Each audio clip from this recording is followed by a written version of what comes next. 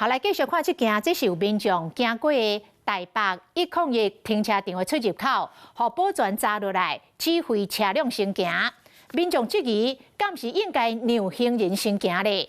交通大队来回应讲，若是道路的范围，确实是爱让行人先过，也若无相关会当罚款6000块。根据着市政府的资料，迄个停车场的出入口往人行道3.5米，确实是属于道路的范围。也毋过，若个往内底，就是私人的土地。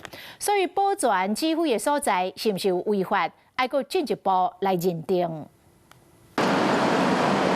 地下停车场出入口若有车经过，保全就会随举指挥锤啊维护交通。这是台北101地下停车场出入口，记者亲身去遐，过路人甲车同时间要过，保全会先甲车刹咧，互过路人先行。毋过有民众控诉，下晡经过101停车场往市府路这个，迄时人甲车拢足济，保全是甲人动咧，互车先行，意思无先让过路人。个人认为是应该要遵守行人为先啦。我觉得要看状况了，因为你保全在控制那个行车区间他比较会看到那个。我是觉得你还是应该要尊重保全的一些那个指挥啊。民众看法真无相像，毋过自2023年交通部修法，宣导行人霸王条款，为着维护过路人安全，车应该爱先让。交通大队马上回应。汽车驾驶人于起始前，应让行进中之车辆、行人优先通行。行经人车拥挤处所，均应减速慢行。如有违反，则依《道交条例》第44条相关规定处罚。伫道路范围内底，若无先让过路人，相关会使罚6000块。